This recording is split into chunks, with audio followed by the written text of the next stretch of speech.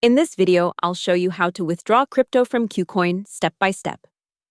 First, open the KuCoin app and log into your account. On the bottom menu, tap Assets.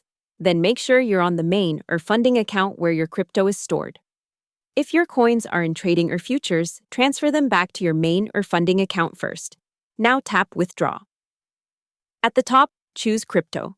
Select the coin you want to withdraw, for example, USDT or BTC. Next, choose the network you want to use. This must match the network of the wallet or exchange you're sending to. Now paste the withdrawal address from your external wallet like MetaMask or Binance. Enter the amount you want to send. Double-check the address, network, and fees.